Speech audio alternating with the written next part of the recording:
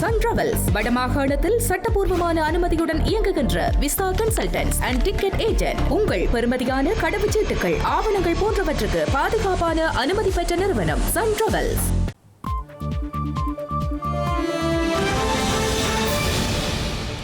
வணக்கம். இது ஐபிசி தமிழின் இரவு நேர பிரதான செய்திகள். முதலில் தலைப்புச் செய்திகள்.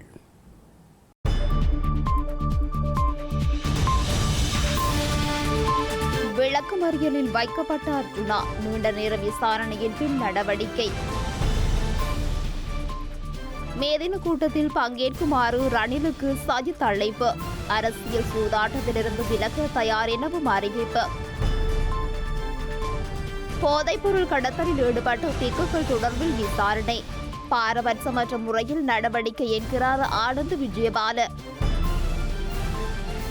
கொழும்பில் அரசுக்கு எதிராக வெடித்த போராட்டம்.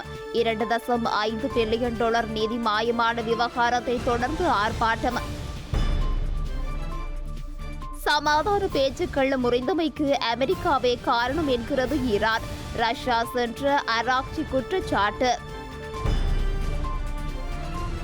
அவசர கால கூட்டத்தை நடத்தவுள்ள ட்ரம்ப். ஈரான் போர் நெருக்கடியை தொடர்ந்து நகர்வு.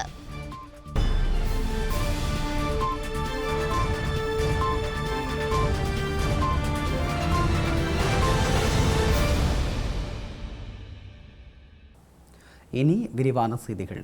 யாழ்ப்பாணம் இளவாலை பெரிய விழான் பகுதியில் துப்பாக்கியை காட்டி மிரட்டிய குற்றச்சாட்டில் கைது செய்யப்பட்ட நாடாளுமன்ற உறுப்பினர் ராமநாதன் அர்ச்சுனா 29ஆம் தேதி வரை விளக்கமறியலில் வைக்கப்பட்டுள்ளார். இன்று காலை கைது செய்யப்பட்ட அவர் மதியம் 12 மணியளவில் மல்லாகம் நீதவான் நீதிமன்றில் முன்னிலைப்படுத்தப்பட்டிருந்த நிலையில் வழக்கு விசாரணை நீண்ட நேரம் இடம்பெற்ற நிலையில் விளக்கமறியலில் வைக்கப்பட்டுள்ளார். இதனையடுத்து அவர் மல்லாகத்திலிருந்து யாழ்ப்பாணம் சிறைச்சாலைக்கு கொண்டு செல்லப்பட்டுள்ளார். யாழ்ப்பாணம் இளவாலை பெரியவிளான் பகுதியில் உள்ள காணியை நாடாளுமன்ற உறுப்பினர் ராமநாதன் அர்ச்சுனா நேற்று முன்தினம் சுத்தம் செய்ய முற்பட்ட நிலையில் குறித்த பகுதியில் தமது காணியும் இருப்பதாக தெரிவித்து சிலர் அவருடன் முரண்பாட்டில் ஈடுபட்டிருந்தனர். வாய் தர்க்கம் முற்றிய நிலையில் நாடாளுமன்ற உறுப்பினர் தனது கைத்துப்பாக்கியை காட்டி மிரட்டியமை தொடர்பிலான காணொலிகள் சமூக வலைதளங்களில் பகிரப்பட்டது. கைத்துப்பாக்கியை காட்டி மிரட்டிய சம்பவம் தொடர்பில் இளவாலை காவல்துறையினர் விசாரணைகளை முன்னெடுத்த நிலையில் இன்றைய தினம் திங்கட்கிழமை வாக்குமூலங்களை பதிவு செய்த பின்னர் காவல்துறையினர் அவரை கைது செய்தனர். இதனையடுத்து கைது செய்யப்பட்ட அவர் மல்லாகம் நீதவான் நீதிமன்றத்தில் மதியம் 12 மணியளவிலும் முற்படுத்தப்பட்ட நிலையில் நீண்ட நேர விசாரணைகளின் பின்னர் நாளை மறுதினம் 29ஆம் தேதி வரை விளக்கமறியலில் வைக்கப்பட்டுள்ளார். யாழ்ப்பாண மாவட்ட நாடாளுமன்ற உறுப்பினர் ராமநாதன் அர்ச்சுனாவின் தாக்குதலுக்கு உள்ளான 2 பெண்களில் ஒருவர் விளக்கமறியலில் வைக்கப்பட்ட நிலையில் மற்றைய பெண் யாழ்ப்பாணம் போதனா வைத்தியசாலையில் அனுமதிக்கப்பட்டுள்ளார். ஸ்ரீலங்கா நாடாளுமன்ற உறுப்பினர் ராமநாதன் அர்ச்சுனாவுக்கும் பிறிதொரு தரப்பினருக்கும் இடையே நேற்று முன்தினம் யாழ்ப்பாணம் பெரியவிளான் பகுதியில் காணி தொடர்பில் முரண்பாடு இடம்பெற்றுள்ளது. இதன்போது நாடாளுமன்ற உறுப்பினர் ராமநாதன் அர்ச்சுனா நபர் ஒருவரை காலால் உதைத்ததாக தெரிவிக்கப்படுகின்றது. இதனையடுத்து பாதிக்கப்பட்ட நபர் நேற்றைய தினம் யாழ்ப்பாணம் போதனா வைத்தியசாலையில் சிகிச்சைக்காக அனுமதிக்கப்பட்டுள்ளார். மற்ற நபரான பெண் விளக்கமறியலில் வைக்கப்பட்டுள்ளார். ஐக்கிய மக்கள் சக்தியின் மே தின கூட்டத்தில் பங்கேற்குமாறு ஐக்கிய தேசிய கட்சிக்கு எதிர்க்கட்சித் தலைவர் சஜித் பிரேமதாச அழைப்பு விடுத்துள்ளார். இன்றைய தினம் இடம்பெற்ற ஊடக சந்திப்பிலேயே அவர் இதனை குறிப்பிட்டுள்ளார். கொழும்பு மாளிகாவத்த PT ஸ்ரீசேன விளையாட்டு மைதானத்தில் மே தின கூட்டம் இடம்பெறவுள்ளது. இந்த நிலையில் உழைக்கும் மக்களின் உரிமைகளை பாதுகாத்து நாட்டின் அனைத்து மக்களுக்கும் சௌபாக்கியத்தை ஏற்படுத்தும் திட்டம் ஒன்றுக்கு முக்கிய அடியை எடுத்து வைப்பதற்கு ஐக்கிய மக்கள் சக்தி எதிர்பார்ப்பதாக எதிர்க்கட்சித் தலைவர் சஜித் பிரேமதாச தெரிவித்துள்ளார். இப்போது நடைமுறையில் காணப்படும் காலாவதியான அரசியல் கலாச்சாரத்திற்கு முற்றுப்புள்ளி வைத்து கொள்கை அடிப்படையில் நாட்டை கட்டி எழுப்பவும் நடுத்தர பாதையில் சமூக ஜனநாயகம் மற்றும் சமூக சந்தை பொருளாதாரத்தின் வழியாக முன்னோக்கி பயணிக்க தாம் தயார் எனவும் அவர் குறிப்பிட்டுள்ளார். எனவே குறித்த மேதின கூட்டத்தில் தம்முடன் கைகோர்க்குமாறு ஐக்கிய தேசிய கட்சிக்கும் ஐக்கிய தேசிய கட்சியின் சகல ஆதரவாளர்களுக்கும் அழைப்பு விடுத்துள்ளார். கட்டுநாயக்க விமான நிலையத்தில் போதைப் பொருட்களுடன் கைது செய்யப்பட்ட பிக்குகள் தொடர்பில் விசாரணைகள் ஆரம்பிக்கப்பட்டுள்ளதாக ஸ்ரீலங்கா பொதுமக்கள் பாதுகாப்பு அமைச்சர் ஆனந்த விஜயபால தெரிவித்துள்ளார். அவர்களுக்கு எதிராக பாராபட்சமற்ற முறையில் நடவடிக்கை மேற்கொள்ளப்படும் என இன்று நடைபெற்ற நிகழ்வொன்றின் பின்னர் அவர் ஊடகங்களுக்கு கருத்து தெரிவிக்கும் போது இவ்வாறு குறிப்பிட்டுள்ளார். இலங்கையின் சட்டத்தின் முன்னால் அனைவரும் சமமானவர்கள் எனவும் அதற்கமைய பலவீனமானவர்களுக்கு ஒரு சட்டமும் பலமானவர்களுக்கு ஒரு சட்டமும் நடைமுறைப்படுத்தப்பட மாட்டாது எனவும் ஸ்ரீலங்கா பொதுமக்கள் பாதுகாப்பு அமைச்சர் ஆனந்த விஜயபால தெரிவித்துள்ளார். குறித்த சம்பவம் குறித்து நீதிமன்றத்தில் அறிக்கையிடப்பட்டுள்ளதாகவும் இது தொடர்பாக மேலதிக நடவடிக்கைகளை எடுக்க எதிர்பார்ப்பதாகவும் அவர் தெரிவித்துள்ளார். அத்துடன் குறித்த சம்பவம் தொடர்பாக மகா சங்கத்தினரின் அறிவுரை மற்றும் ஆலோசனைகளுடன் செயற்படுவதாகவும் சட்டப்பூர்வமாக எடுக்க வேண்டிய நடவடிக்கைகளை தாங்கள் எடுப்போம் எனவும் அவர் குறிப்பிட்டுள்ளார். குறிப்பாக தாம் ஆட்சிக்கு வந்த நாள் முதல் இந்த சட்டவிரோத நடவடிக்கைகள் குறித்து ஆராய்ந்து அதற்காக எடுக்கக்கூடிய நடவடிக்கைகளை ஒருவருடைய தராதரத்தை பார்த்து எடுப்பதில்லை என்பது அனைவரும் அறிந்த விடயம் எனவும் அவர் குறிப்பிட்டுள்ளார். யாராவது சட்டவிரோதமாக செயற்பட்டால் அதில் தலையிட்டு அவர்களை சட்டத்தின் பிடியில் சிக்க வைக்க தேவையான நடவடிக்கைகளை எடுப்போம் எனவும் அவர் குறிப்பிட்டுள்ளார்.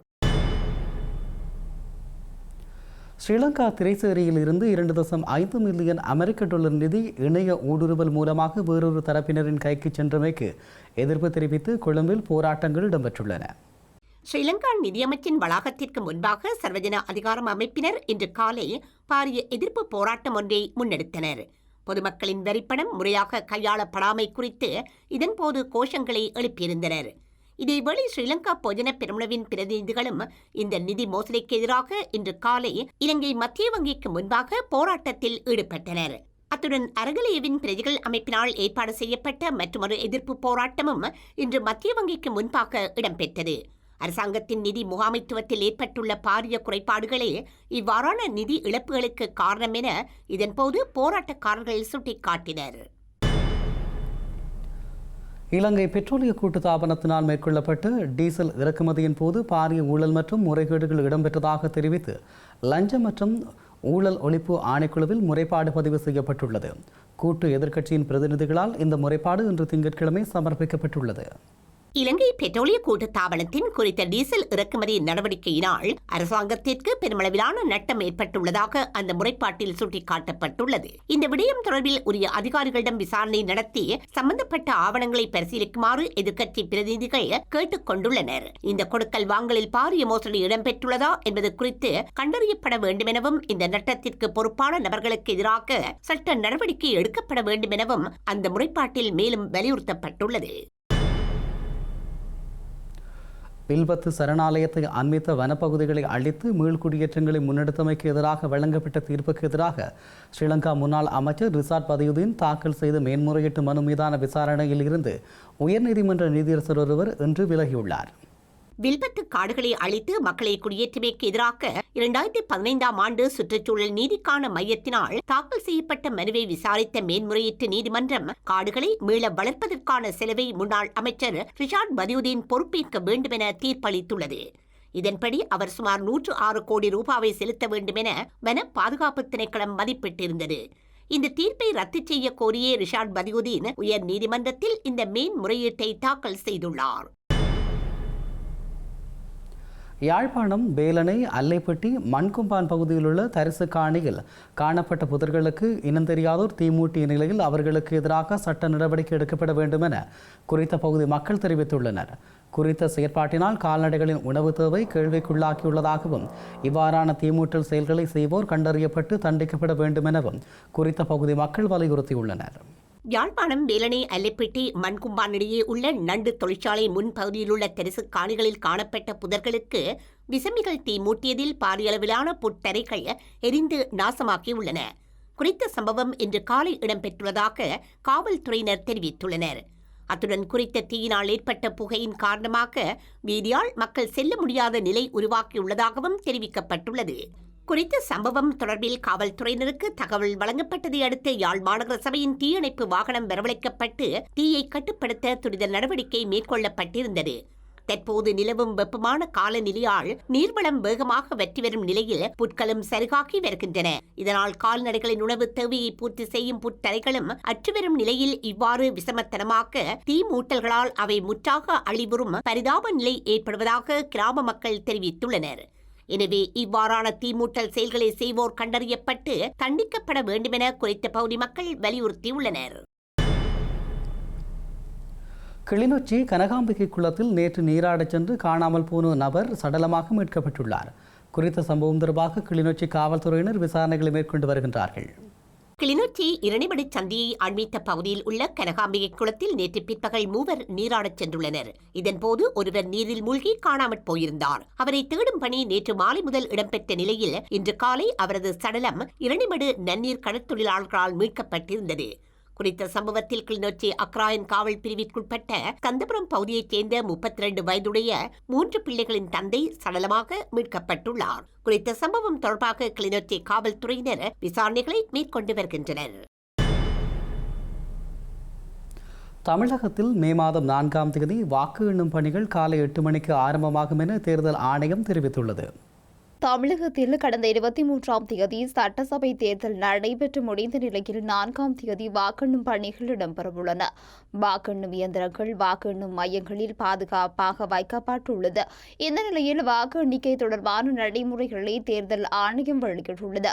தமிழகம் முழுவதும் 62 மையங்களில் வாக்கெண்ணும் பணிகள் நடைபெறும் எனவும் 4ஆம் தேதி காலை 8 மணிக்கு அந்த பணிகள் ஆரம்பிக்கப்படும் எனவும் தெரிவிக்கப்பட்டுள்ளது. 8:30க்கு மின்னணு இயந்திரத்தில் பதிவான வாக்குகள் எண்ணப்படும் எனவும் குறிப்பிடப்பட்டுள்ளது. மையத்தின் ஒரு பகுதியில் தபால் வாக்குகளும் மற்றொரு பகுதியில் மின்னணு வாக்கு இயந்திரத்தில் பதிவான வாக்குகளும் எண்ணப்படவுள்ளன. பாகிஸ்தானில் ஈரானுக்கும் அமெரிக்காவுக்கும் இடையிலான சமாதான பேச்சுவார்த்தை தோல்வியுடன் முடிவடைந்தமைக்கு அமெரிக்காவே காரணம் என ஈரான் வெளியுறவு அமைச்சர் இன்று ரஷ்யாவில் வைத்து குற்றம் சாட்டியுள்ளார். ரஷ்ய அரசு தலைவர் விளாடிமிர் புட்டினுடன் பேச்சுக்களை நடத்துவதற்கு முன்னர் ஈரான் வெளியுறவு அமைச்சர் இந்த குற்றச்சாட்டை வெளியிட்டதுடன் முந்தைய சுற்று பேச்சுவார்த்தைகளில் சில முன்னேற்றங்கள் ஏற்பட்ட போதிலும் அமெரிக்காவின் அணுகுமுறைகள் காரணமாக சமாதான பேச்சுவார்த்தை தோல்வியில் முடிவடைந்ததாகவும் குறிப்பிட்டார். அமெரிக்க தரப்பில் அதிகப்படியான கோரிக்கைகள் முன்வைக்கப்பட்ட நிலையில் அந்த நாடும் ஹோர்முஸ் நீர்நிலையை தொடர்ந்து முற்றுகையிட்டுள்ளதால் இது ஒரு முக்கிய உலகளாவிய பிரச்சனையாக மாறியுள்ளதாகவும் அலெக்சி குறிப்பிட்டார். இந்த நிலையில் லெபனானுக்கும் இஸ்ரேலுக்கும் இடையிலான நேரடி பேச்சுவார்த்தைகளை நிராகரிப்பதாக ஹிஸ்புல்லா தலைவர் நைம் ஹாசிம் இன்று மீண்டும் வலியுறுத்தியதுடன் லெபனானை நிலையற்ற சுழற்சிக்குள் தள்ளக்கூடிய ஆபத்தான தவறான நகர்வுகள் எடுக்கப்படுவதாகவும் அவர் குறிப்பிட்டார். இந்த நிலையில் இன்று அமெரிக்க அரசு தலைவர் டொனால்ட் ட்ரம்ப் ஈரான் தொடர்பாக ஒரு அவசரகால கூட்டத்தை வெள்ளை மாளிகையில் நடத்தவுள்ளதாக செய்திகள் வந்துள்ளன. ஈரானுடனான போர் நிறுத்த விடயங்களும் மற்றும் ஹோர்முஸ் நீரிணையில் போக்குவரத்து தொடர்பான பேச்சுவார்த்தைகளும் முடங்கியுள்ள நிலையில் ட்ரம்ப் இந்த கூட்டத்தை நடத்துவதாக அமெரிக்க ஊடகங்கள் தெரிவிக்கின்றன. ஈரானுடனான பேச்சுவார்த்தைகளில் தற்போது நிலவும் முட்டுக்கட்டை மற்றும் போரின் அடுத்த கட்டங்களுக்கு சாத்தியமான வழிகள் குறித்து இந்த கூட்டத்தில் கவனம் செலுத்தப்படும் என எதிர்பார்க்கப்படுகின்றது. செய்திகளின் நிறைவாக மீண்டும் தலைப்புச் செய்திகள்.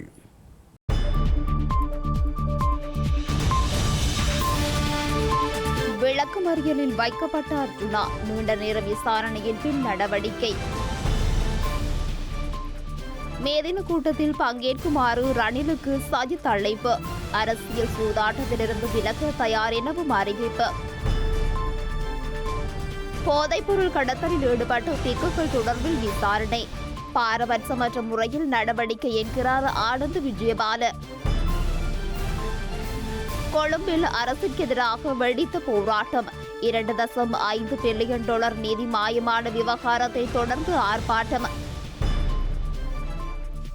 சமாதான பேச்சுக்கள் முறிந்தமைக்கு அமெரிக்காவே காரணம் என்கிறது ஈரான். ரஷ்யா சென்ற ஆராய்ச்சி குற்றச்சாட்டு. அவசர கால கூட்டத்தை நடத்தவுள்ள ட்ரம்ப். ஈரான் போர் நெருக்கடியை தொடர்ந்து நகர்வு.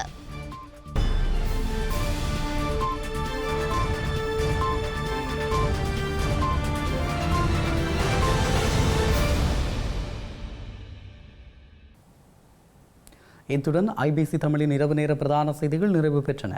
உடனுக்குடன் செய்திகளை அறிந்து கொள்ள ibctamil.com என்ற எமது இணையதளத்தை பார்வையிடுங்கள். வணக்கம்.